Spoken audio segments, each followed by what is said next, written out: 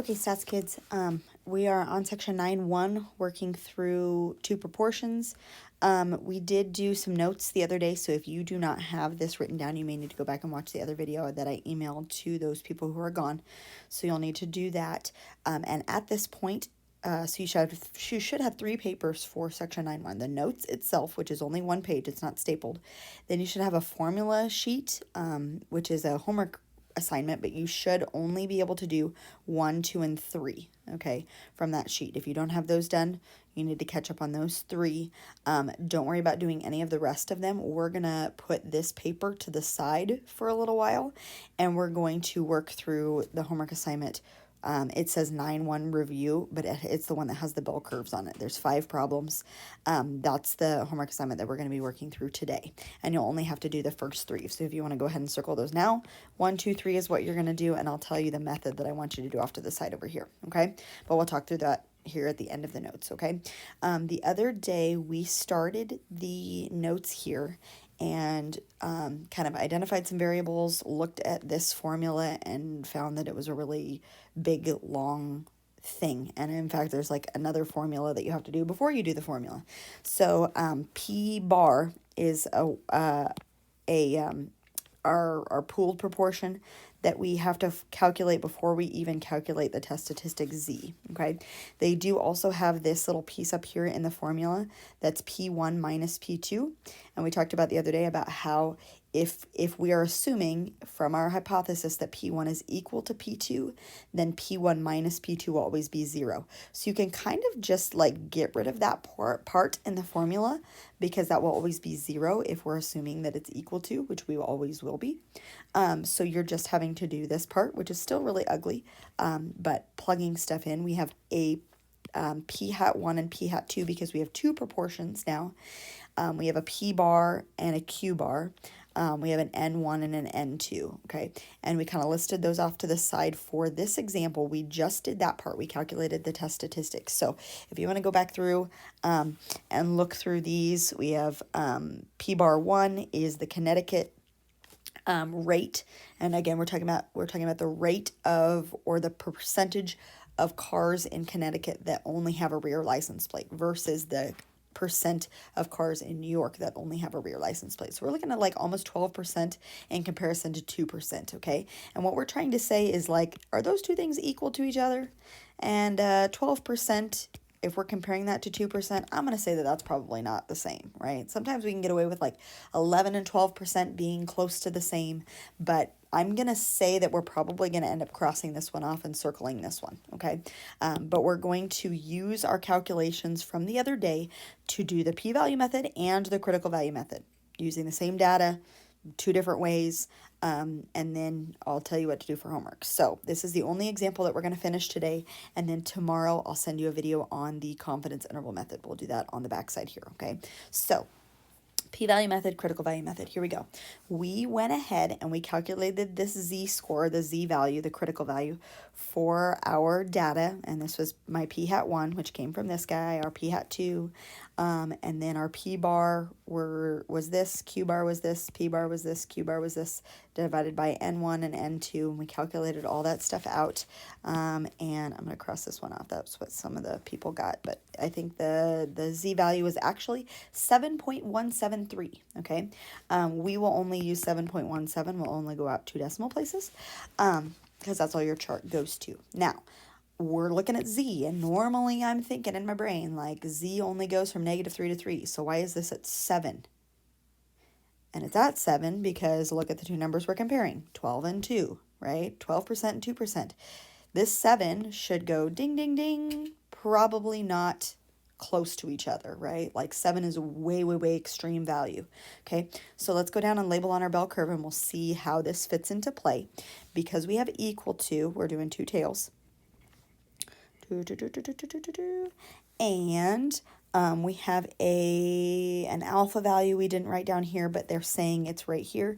Use a level of significance of 0.05 or 5%. And since we have 2 tails, we'll have to split that in half to be 2.5% and 2.5%, okay? So I'm going to do p-value method first, and we'll see kind of where this fits, okay? So when we're doing p-value, we're converting everything to percent. So on my bell curve, the labels down here need to be labeled as percentages. So 0%, we have 2.5% as a cutoff, we have 97.5% as a cutoff, and then 100% as a cutoff. So we want numbers to be in between here. If it ends up being here or here, we're going to end up crossing this off, right? Okay, so the very, very next thing that we do is our number here, 7.17. We're going to look that up on the positive side of the chart. So you're going to go to like 7.1 over here and then 0.7 over here and look it up on the chart. And you're not going to find a 7.17. You're going to have to go all the way down to where it says anything larger than 3.5 is 0.9990, right? You'll find that on the chart. And you've probably seen that happen before. So anything bigger than 3.5 is going to be 0.9999. I think I said 0.9990, 0.9999, which means 99.99%, which means he lives like all the way over here in reject land, right? So we're gonna cross that off. We're going to circle that P1 is not equal to P2. And so our conclusion is reject H naught. I don't remember what our claim was, though. Which one were we claiming? To test the claim that Connecticut and New York have the same proportion. So our claim was the top one. We are claiming that they are equal to each other. So our claim is wrong. Claim is wrong. Okay. Now let's look at that in comparison to the critical value method, which is kind of the same. We have just a different bell curve label. It's still two tails, right? And we've got 2.5% on each one, just like before, but 95% in the middle. So the difference is, rather than putting our percentages down here, we're going to look up 95% on the chart at the very bottom right corner. And I think it's like 1.96 and negative 1.96 and positive 1.96, something like that, right? And now, instead of looking this number up on the chart, we've already done our chart lookup with the 95%. Now we just look to see where this guy fits. And 7.17, if 0 lives here, and 1.96 and negative 1.96, 7.17 is going to be all the way over here, right?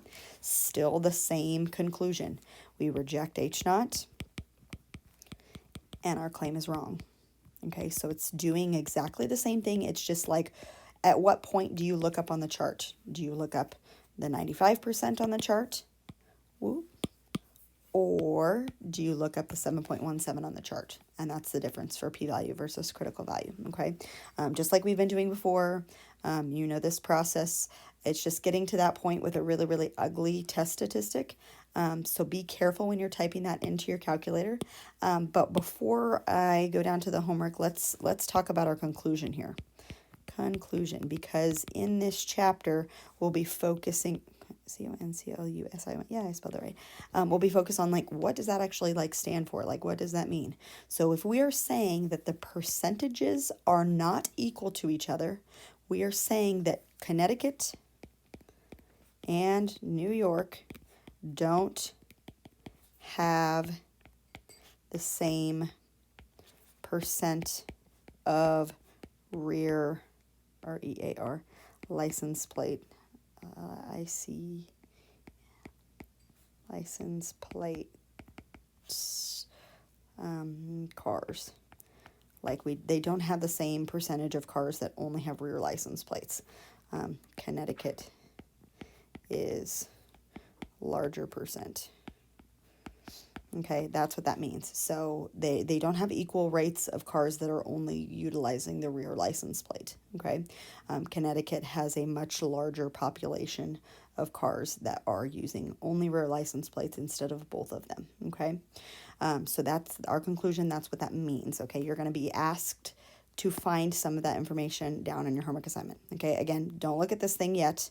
If you haven't done 1, 2, 3, you'll need to catch up, but kind of put this homework assignment aside, and we're only going to focus on this one for now. Okay, so in number 1, you'll have to do number 1, and you're only figuring out, like, identify the values. This is the only assignment. Identify the values, N1, P hat 1, Q hat 1, N2, P hat 2, Q hat 2, from the information given up here. All you're doing is identifying variables in this top in this first assignment or in this first question. Okay, you're not actually doing the hypothesis test.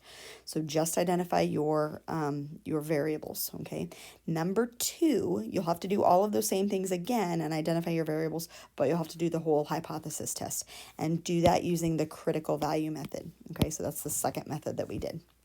Okay, where you're labeling your stuff down here according to like your z-score. So 0 lives in the middle. Where are your cutoff marks? Looking those up on the table. Okay, the second one is going to be the p-value method. So still again, do your variables, but now you're going to be labeling percentages down here. So you have 0% and 100%, and then you'll have to figure out where your cutoff marks are. Part B was test the claim by using a confidence interval. I'm going to cross that off because I don't want you to do confidence interval. I want you to do p-value method. The back side, 4 and 5, is where we're doing confidence interval, but that's tomorrow. So work on those. These problems do take a little bit of time. Like you only have 3 problems, but they do take a little while because that test statistic is a lot to calculate. So use your time wisely in class because you'll be working for a little while. Okay, so there is that. You can post any questions or email me with any questions if you have them, and I'll probably have time to answer them at some point throughout these next couple days. But just try to make sure that you're staying caught up. I know some of you guys are gone. Get yourselves caught up, and hopefully we'll be back on the same page. Okay?